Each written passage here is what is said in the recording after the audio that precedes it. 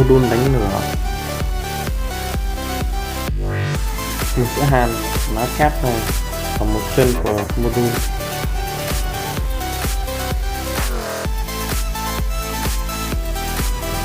MOSFET C41 mình sẽ hàn là tản nhiệt. Một con điện trở 33 ohm mình sẽ hàn vào một chân ngoài của MOSFET. Tiếp theo có diode này mình sẽ hàn vào chân này của điện trở này.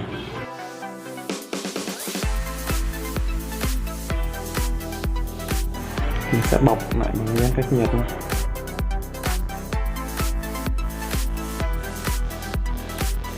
Đầu còn lại của diode này mình sẽ hàn ra ngoài cùng của module.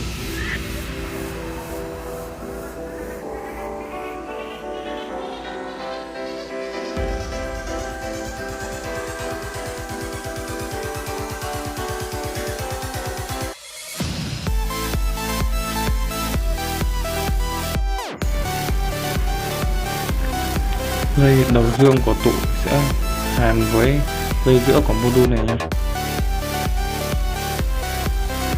Bây giờ mình sẽ hàn đầu âm của tụ với chân còn lại của MOSFET.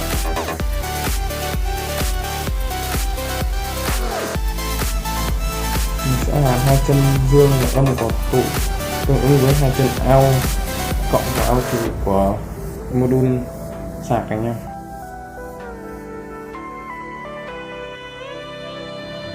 Mình sẽ sử dụng cái đơn tiêm 20cc này để làm vỏ đựng pin. Mình sẽ cắt đến chữ 20cc.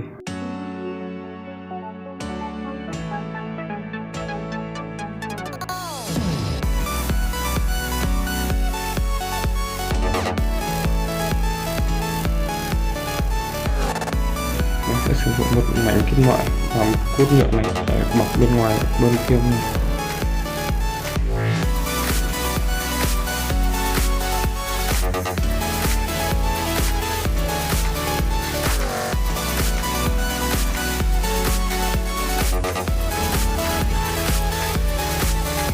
Mình sẽ sử dụng đầu bịch phi 27 này để làm nắp.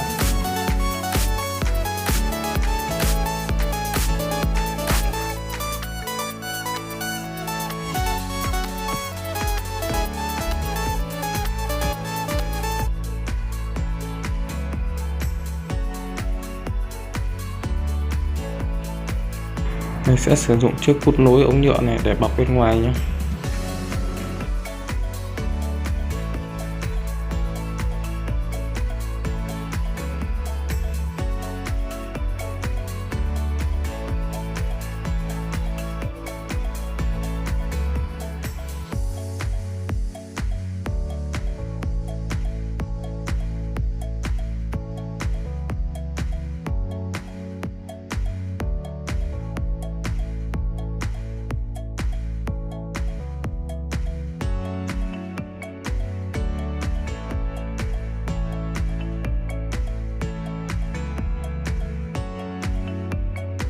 Bây giờ mình sẽ nhét toàn bộ cái này vào đây nha.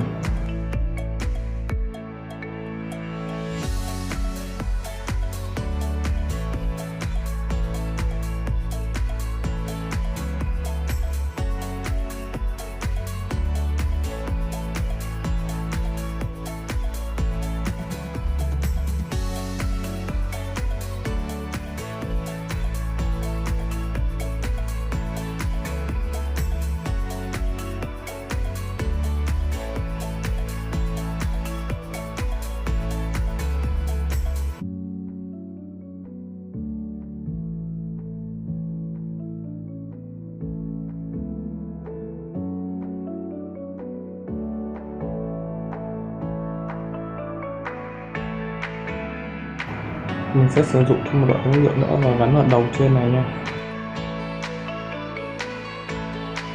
Sẽ sử dụng keo nến để bít thế lại không cho nước vào đây nha.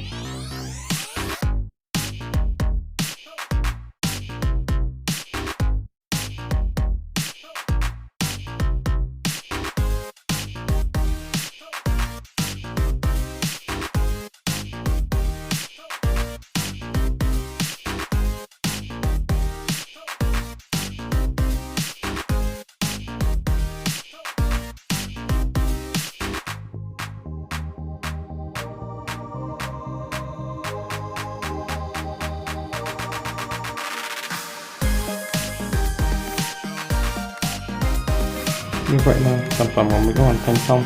Bây giờ mình sẽ dùng nó và đốt thử tờ giấy nha.